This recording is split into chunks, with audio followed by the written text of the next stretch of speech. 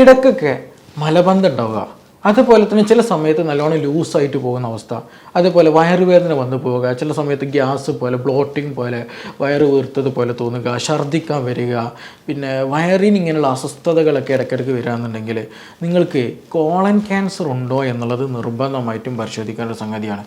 കാരണം ഇന്ന് ലോകത്ത് തന്നെ ക്യാൻസർ കാരണമായിട്ട് മരണപ്പെടുന്നവരുടെ കൂട്ടത്തിൽ 2ാം സ്ഥാനമാണ് ഈ പറഞ്ഞിട്ടുള്ള കോളൻ ക്യാൻസർ, അല്ലെങ്കിൽ വൻകുടലിലുണ്ടാകുന്ന ഈ ഒരു കുടലിലുണ്ടാകുന്ന ക്യാൻസർ എന്ന് പറയുന്നത്. അപ്പോൾ ഇന്ന് നമ്മൾ ഡിസ്കസ് ചെയ്യാൻ പോകുന്നത് ഈ അല്ലെങ്കിൽ കുടലിൽ ഉണ്ടാകുന്ന ക്യാൻസറിൻ്റെ അടയാളങ്ങൾ എന്തൊക്കെയാണ്, അതിൻ്റെ എങ്ങനെ നമുക്ക് അത് മാനേജ് ചെയ്യാൻ കഴിയും, എങ്ങനെ നമ്മൾ ഡിറ്റക്റ്റ് ചെയ്യാൻ കഴിയും എന്നതിനെക്കുറിച്ചാണ് നമ്മളിവിടെ ഇന്ന് ഡിസ്കസ് ചെയ്യാൻ പോകുന്നത്. എൻ്റെ പേര് doctor Siraj, medical officer QNB hospital Koduvally.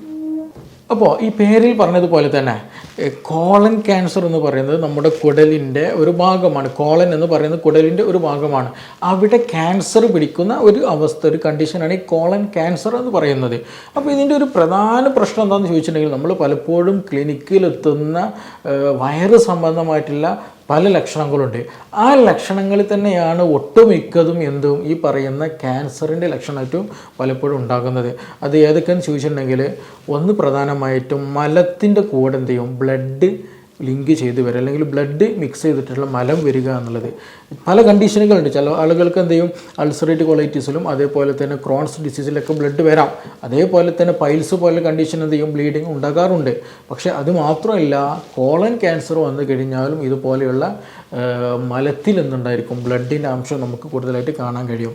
രണ്ടാമത് ഛർദി വരിക, നല്ലോണം ഛർദ്ദിക്കാനുള്ള ടെൻഡൻസി ചില ആളുകൾക്ക് വരും, നല്ലോണം ഛർദ്ദിക്കുന്ന അവസ്ഥയും ഉണ്ടാകാറുണ്ട്. അതേപോലെ നല്ലോണം വയറുവേദന വരിക.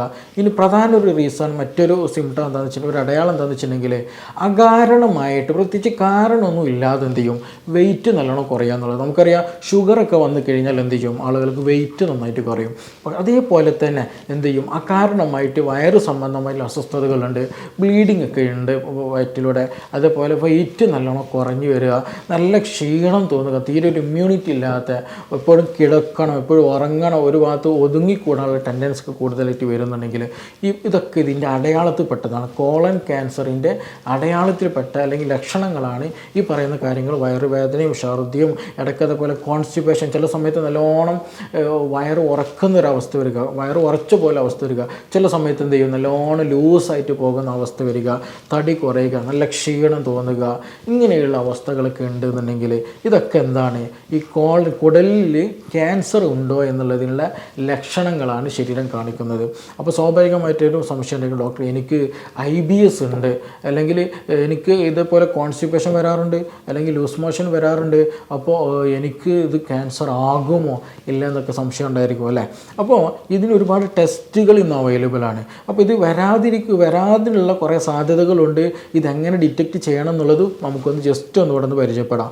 ഇതിൽ ഒന്ന് നമ്മൾ ശ്രദ്ധിക്കേണ്ടത്, പാരമ്പര്യമായിട്ട് ക്യാൻസറൊക്കെ ഉള്ള ആളുകളാണെന്നുണ്ടെങ്കിൽ, ഇപ്പോൾ വീട്ടിൽ സിബ്ലിങ്സിനോ നമ്മളെ തൊട്ട രക്തബന്ധത്തിലുള്ള ആളുകൾക്ക് ഈ പറഞ്ഞതുപോലെ എന്തെങ്കിലും ക്യാൻസറുകൾ അമ്മയ്ക്കോ അച്ഛനോ അല്ലെങ്കിൽ മുത്തച്ഛനോ അനിയത്തിക്കോ ജ്യേഷ്ഠനോ അങ്ങനെ ആർക്കെങ്കിലുമൊക്കെ ഫാമിലിയിൽ ഈ പറഞ്ഞതുപോലെ തൊട്ടടുത്ത ഫാമിലികളിൽ ക്യാൻസർ ഡിറ്റക്റ്റ് ചെയ്തിട്ടുണ്ടെങ്കിൽ ഇത് വരാനുള്ള സാധ്യത വളരെ വളരെ കൂടുതലാണ്. എസ്പെഷ്യലി കോളൻ ക്യാൻസറൊക്കെ എസ്പെഷ്യലി ഡിറ്റക്റ്റ് ചെയ്തിട്ടുണ്ടെങ്കിൽ ഇത് ഉണ്ടാക്കാനുള്ള സാധ്യത വളരെ വളരെ കൂടുതലാണ്. ഇനി അതുമല്ല, ഒരു വ്യക്തിക്ക് ഇപ്പോൾ മറ്റെന്തെങ്കിലും ക്യാൻസർ ഉണ്ട്, ബ്രെയിൻ ട്യൂമർ ഉണ്ട്, അത് ഓക്കെ ആയതാണ്, പക്ഷേ കോളൻ ക്യാൻസർ വരാനുള്ള സാധ്യത അവർക്ക് ചാൻസ് കൂടും. അതേപോലെ ഓവറിൽ ട്യൂമർ ഉണ്ട്, അല്ലെങ്കിൽ ഗർഭപാത്രത്തിൽ എന്തെങ്കിലും ട്യൂമർ ഉണ്ട്, അല്ലെങ്കിൽ ക്യാൻസർ ഉണ്ട്. അപ്പോൾ അങ്ങനെയുള്ള ആളുകൾക്കും ഈ പറഞ്ഞതുപോലെ സ്പ്രെഡിങ്ങിലൂടെ കോളൻ ക്യാൻസർ വരാനുള്ള ചാൻസസും അവർക്ക് കൂടുതൽ സാധ്യതയുണ്ട്. അപ്പോൾ അങ്ങനെയുള്ള ആളുകളാണെങ്കിൽ നിർബന്ധമായിട്ടും ഡോക്ടറെ അടുത്ത് പോയി അവർ നിർദ്ദേശങ്ങൾ സ്വീകരിച്ച് കോളോണോസ്കോപ്പി പോലെയുള്ള മറ്റു ടെസ്റ്റുകളൊക്കെ ചെയ്തിട്ട് എന്ത് ചെയ്യണം, ക്യാൻസർ ഉണ്ടോ ഇല്ലേ എന്നുള്ളത് നിർബന്ധമായിട്ടും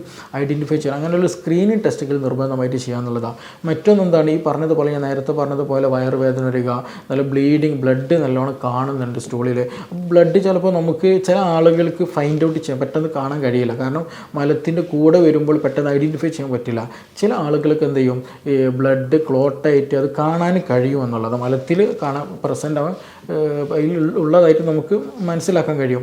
അപ്പോൾ മലത്തിൽ എന്തെങ്കിലും ഈ ഡാർക്ക് സ്റ്റൂളായിട്ട് അല്ലെങ്കിൽ ബ്ലഡി ആയിട്ട് കാണുന്നുണ്ടെങ്കിൽ നിർബന്ധമായിട്ട് എന്ത് ചെയ്യണം, കൺസൾട്ട് ചെയ്തിട്ട് അത് എന്താണ് റീസൺ എന്നുള്ളത് ഫൈൻഡ് ഔട്ട് ചെയ്തിട്ട് തന്നെ നമ്മൾ നമ്മൾ ട്രീറ്റ് ചെയ്യണം. അപ്പോൾ ഇതിനൊക്കെ എന്തും ചാൻസസ് ഉണ്ട്. കോളൻ ക്യാൻസർ, കുടലിന് ക്യാൻസറുള്ള സാധ്യത അവിടെ വളരെ വളരെ കൂടുതലാണെന്നുള്ളത് നമ്മൾ നിർബന്ധമായിട്ട് മനസ്സിലാക്കുക എന്നുള്ളതാണ്. അപ്പോൾ ഇങ്ങനെയൊക്കെ അടയാളങ്ങളുള്ളവർ എന്ത് ചെയ്യുക, ഡോക്ടറെ അടുത്ത് പോവുക, കൊളോണോസ്കോപ്പി പോലെയുള്ള ടെസ്റ്റുകൾ, മറ്റു ക്യാൻസർ ഡിറ്റക്ഷൻ ടെസ്റ്റുകൾ ചെയ്തിട്ട് അത് ഉണ്ടോ ഇല്ലേ എന്നുള്ളത് നിർബന്ധമായിട്ട് മനസ്സിലാക്കുക എന്നുള്ളതാണ്. അപ്പോൾ ഇത് വരാനുള്ള സാധ്യത ആർക്കെയാണ്? ഒന്ന്, മുമ്പ് ക്യാൻസറുള്ള ആളുകൾക്ക്, അല്ലെങ്കിൽ കുടുംബത്തിൽ തൊട്ടടുത്ത രക്തബന്ധത്തിലൊക്കെ ഉള്ള ആളുകൾക്കൊക്കെ എന്തെങ്കിലും അതുപോലെ മുമ്പ് ക്യാൻസർ ഡിറ്റക്റ്റ് ചെയ്തിട്ടുണ്ടെങ്കിൽ, പോസിറ്റീവായിട്ടുണ്ടെങ്കിൽ അവർക്ക് ഉണ്ടെങ്കിൽ മറ്റുള്ളവർക്ക് വരാനുള്ള സാധ്യത വളരെ വളരെ കൂടുതലാണ് കമ്പാരിറ്റീവ്ലി നിന്നാണ്. മറ്റൊന്നെന്ന് വെച്ചിട്ടുണ്ടെങ്കിൽ ഏജ് വളരെ വലിയൊരു ഫാക്ടറായിട്ട് നമുക്ക് ഈ സ്റ്റഡീസിൽ കാണാൻ കഴിയും. അത് എസ്പെഷ്യലി 50 വയസ്സ് കഴിഞ്ഞ സ്ത്രീക്കും പുരുഷനും ഇത് വരാനുള്ള സാധ്യത വളരെ വളരെ കൂടുതലാണ്. ഒന്ന്, അവർക്ക് ഇമ്മ്യൂണിറ്റി ഒക്കെ കുറഞ്ഞും ഡൈജസ്റ്റീവ് ഇഷ്യൂസുകൾക്ക് കൂടുതലായിട്ട് പ്രശ്നങ്ങളൊക്കെ ഉണ്ടാകും. അതേപോലെ തന്നെ ഈ 50 വയസ്സ് കഴിഞ്ഞാലാണ് കൂടുതൽ ആളുകൾക്ക് വയറ് സംബന്ധമായിട്ടുള്ള പ്രശ്നങ്ങൾ പലപ്പോഴും നമുക്ക് കാണാനും കഴിയുക. അതുകൊണ്ടാണ് നമ്മൾ ഇത്രയും ഇമ്പോർട്ടൻ്റ് ആയിട്ട് ഇത് വീണ്ടും വീണ്ടും എടുത്ത് പറയുന്നത്. ഈ ക്യാൻസർ വരാനുള്ള സാധ്യത ആർക്ക് കൂടുതലാണ്? 50 വയസ്സ് കഴിഞ്ഞ സ്ത്രീക്കും പുരുഷനും വരാനുള്ള സാധ്യത വളരെ കൂടുതലാണ്. അവർക്ക് സിംറ്റംസ്, അടയാളങ്ങൾ എന്താ ഉണ്ടാവുക? ഈ മലത്തിൽ രക്തം വരിക, വയറുവേദന വരിക, ചില സമയത്ത് വയറ് നല്ലോണം ലൂസായി പോവുക, ചില സമയത്ത് വയറ് നല്ല ഉറച്ചു പോവുക, അതുപോലെ ദഹനക്കേടിന് അസ്വസ്ഥതകൾ ഉണ്ടാവുക, ഛർദിൽ പോലുള്ള പ്രശ്നങ്ങൾ ഉണ്ടാവുക, ഇൻഡൈജഷൻ പോലെയുള്ള ദഹിക്കാതെ എന്ത് ചെയ്യുക, ഭക്ഷണമൊക്കെ മലം പോകുന്ന ഒരവസ്ഥയ്ക്ക് വരിക. ഇങ്ങനെയൊക്കെ എന്ത് ചെയ്യുക, ഇതേ ലക്ഷണങ്ങളാണ് ആർക്കുണ്ടാവുക? ഈ 50 കഴിഞ്ഞ സ്ത്രീക്കും പുരുഷനൊക്കെ ഉണ്ടാകുക എന്നുള്ളത്. അപ്പോൾ പലപ്പോഴും നമ്മുടെ ക്ലിനിക്കിൽ വരുന്ന ഒരു കോമൺ സിംറ്റം കൂടെയാണ് ഈ പറഞ്ഞിട്ടുള്ള 50 വയസ്സ് അല്ലെങ്കിൽ 60 വയസ്സുള്ള ആളുകൾക്ക് ഉണ്ടാകുന്ന പ്രശ്നമാണെന്ത്? ഡോക്ടറെ മലം ശരിക്കും പോകണില്ല എന്നുള്ള ഒരു കംപ്ലൈൻറ്റ്, അല്ലെങ്കിൽ ഗ്യാസിൻ്റെ പ്രശ്നം നല്ലോണം ഉണ്ട്, വയറിങ്ങനെ കെട്ടിക്കിടക്കുന്ന അവസ്ഥ ഉണ്ടെന്നുള്ളത്. അപ്പോൾ അതുകൊണ്ട് തന്നെ എന്ത് ചെയ്യണം? 50 വയസ്സ് പ്രായമുള്ള ആളുകൾ ഇങ്ങനെയുള്ള പ്രശ്നങ്ങൾ നിങ്ങൾക്ക് മാറാതെ കൂടുതൽ നിൽക്കുന്നുണ്ടെങ്കിൽ നിർബന്ധമായിട്ട് എന്ത് ചെയ്യണം? ഡോക്ടറെ കണ്ടിട്ട് വേണ്ട നിർദ്ദേശങ്ങൾ സ്വീകരിക്കണം എന്നുള്ളതാണ്. അങ്ങനെ എന്തെങ്കിലും പ്രശ്നങ്ങളുണ്ടോ എന്നുള്ളത് ഉറപ്പ് വരുത്തിയിട്ട് മാത്രം മുന്നോട്ട് പോകാൻ ശ്രദ്ധിക്കുക എന്നുള്ളതാണ്. അതുപോലെ 50 വയസ്സ് കഴിഞ്ഞാലാണ് കൂടുതൽ ആളുകൾക്ക് പോളിപ്പ് പോലെയുള്ള ട്യൂമറുകൾ, പല ഗ്രോത്തുകളൊക്കെ പലപ്പോഴും കൂടുതലായിട്ട് നമുക്ക് കാണാൻ കഴിയുക. ഈ കുടലിൻ്റെ ഉള്ളിലൊക്കെ എന്ത് ചെയ്യും? ചെറിയ കുരുക്കൾ പോലെ അല്ലെങ്കിൽ ഫൈബ്രോയിഡ് പോലെ വരുന്ന എന്തെങ്കിലും ട്യൂമർ ഗ്രോത്തുകളൊക്കെ എന്ത് ചെയ്യും?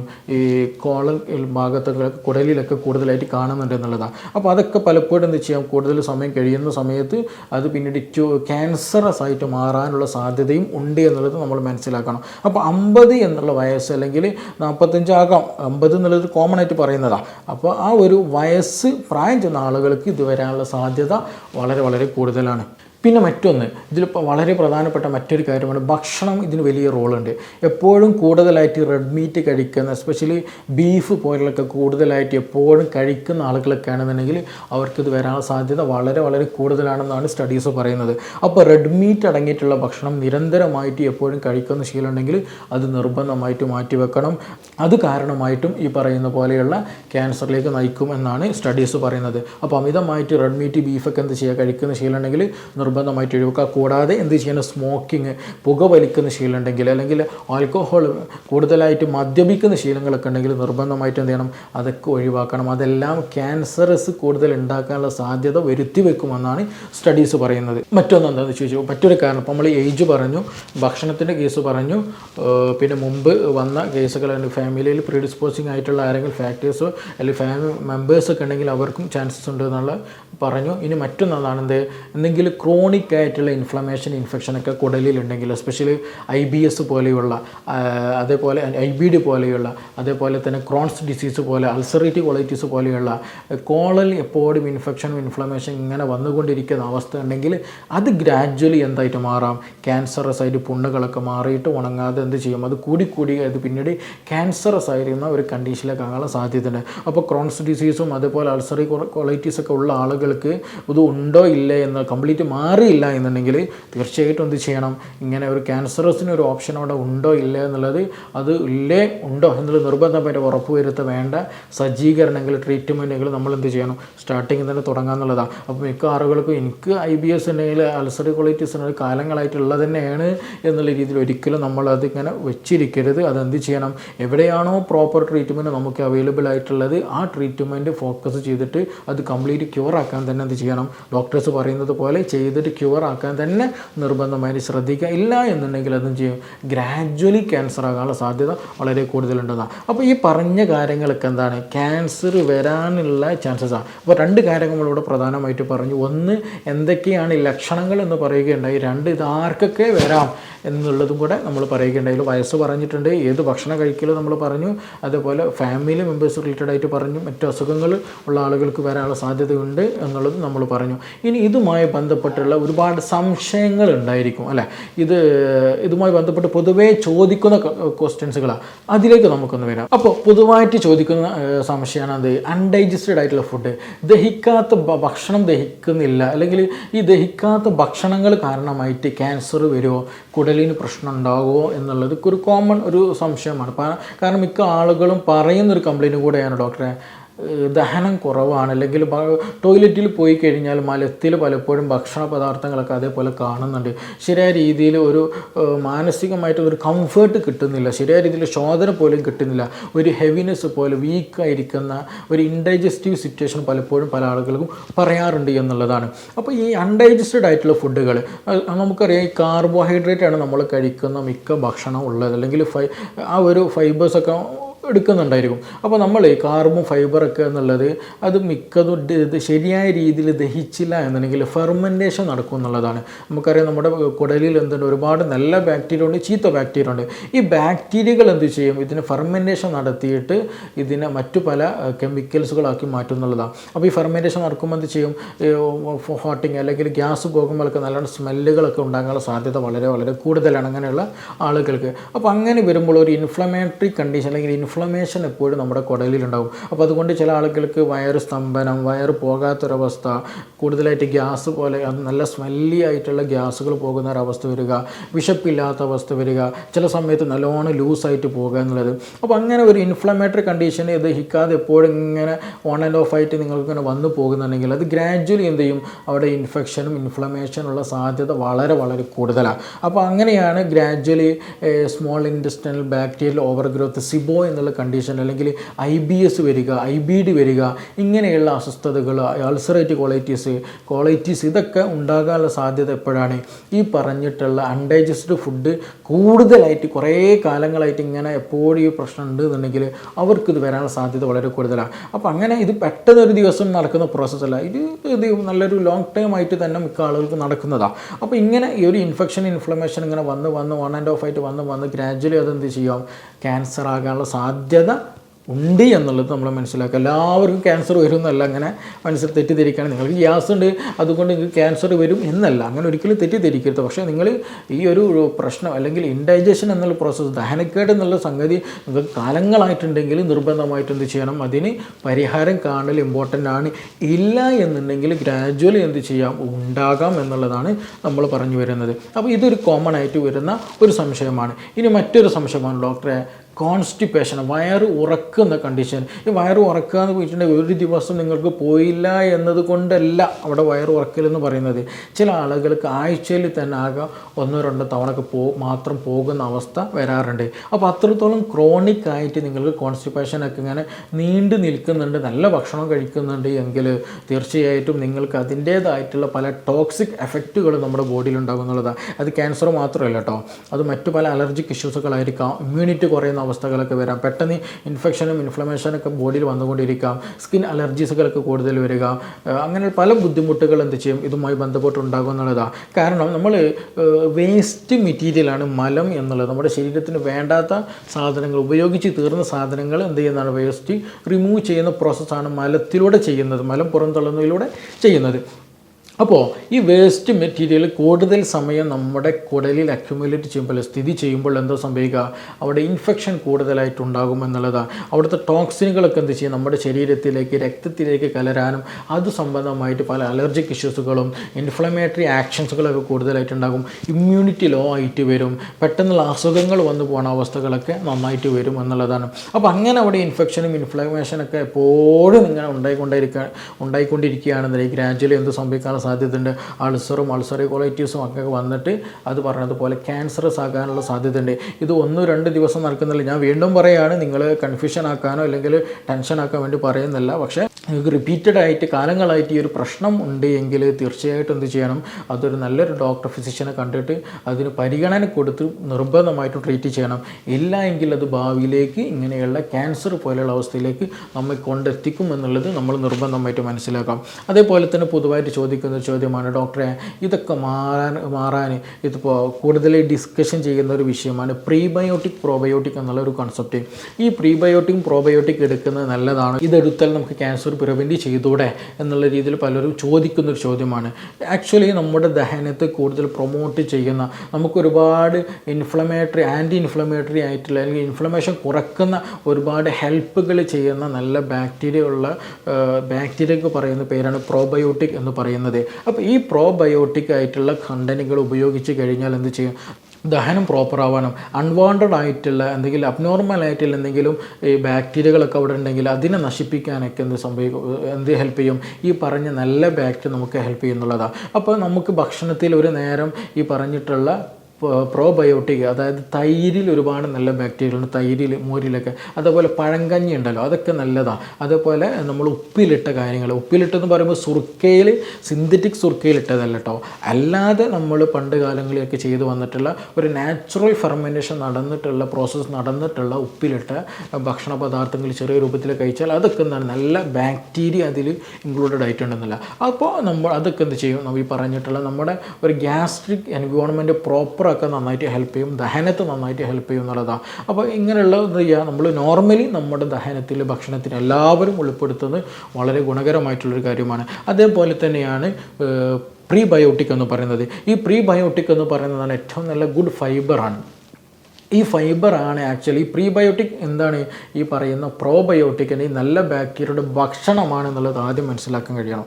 അപ്പോൾ ഈ ഒരു പ്രീബയോട്ടിക്കും പ്രോബയോട്ടിക്കും നമ്മൾ എന്ത് ചെയ്യണം, ഭക്ഷണത്തിൽ നിർബന്ധമായിട്ട് കഴിക്കുക. അപ്പോൾ നമുക്ക് നല്ല രീതിയിലുള്ള ഒരു ആൻറ്റി ഇൻഫ്ലമേറ്ററി ആയിട്ട് നമ്മളെ ഇമ്മ്യൂണിറ്റി വർദ്ധിപ്പിക്കുന്ന, നല്ല രീതിയിലുള്ള ദഹനത്തെ പ്രോത്സാഹിപ്പിക്കുന്ന, അതിന് സഹായിക്കുന്ന നല്ല ബാക്ടീരിയൽ കോളനി നമ്മുടെ ഗട്ടിൽ, അബ്ഡോമനിൽ അല്ലെങ്കിൽ അവിടെ നല്ലൊരു കോളനി നമുക്ക് വയറ്റിൽ അല്ലെങ്കിൽ ഈ ഒരു കുടലിൽ നമുക്ക് ക്രിയേറ്റ് ചെയ്തെടുക്കാൻ കഴിയും. അപ്പോൾ ഈ പ്രീബയോട്ടിക്കും പ്രോബയോട്ടിക്കും കഴിക്കുന്നത് ഇമ്മ്യൂണിറ്റി കൂട്ടാനും ഇതുപോലെ ഇൻഫെക്ഷനും ഇൻഫ്ലമേഷനും IBD IBS പോലെയുള്ള പ്രശ്നങ്ങളും അലർജിക് ഇഷ്യൂസുകൾ അങ്ങനെ ഒരുപാട് അസുഖങ്ങൾക്ക് തന്നെ അത് നല്ല രീതിയിൽ പ്രിവെൻഷൻ നമുക്ക് നൽകുന്നുണ്ട്. അപ്പോൾ എന്ത് ചെയ്യുക, അത് നോർമലി ആയിട്ട് എല്ലാവരും ചെയ്യേണ്ട ഒരു സംഗതി കൂടെയാണ് പ്രീബയോട്ടിക്കും പ്രോബയോട്ടിക്കും. ഒരുപാട് സപ്ലിമെൻറ്റ്സുകൾ ഇന്ന് അവൈലബിൾ ആണ്, പക്ഷേ എന്നാലും നമുക്ക് വീട്ടിൽ തന്നെ ചെയ്യാൻ പറ്റുന്ന ഒന്ന്, നമ്മൾ ഫൈബർ റിച്ച് ആയിട്ടുള്ള നല്ല ഭക്ഷണങ്ങൾ കഴിക്കുന്ന പയർ, മുതിര ഇങ്ങനെയുള്ള ധാന്യങ്ങളൊക്കെ കഴിക്കുന്നത് വളരെ നല്ലതാണ്. പിന്നെ തവിടുള്ള അരി കഴിക്കുന്നത് നല്ലതാണ്.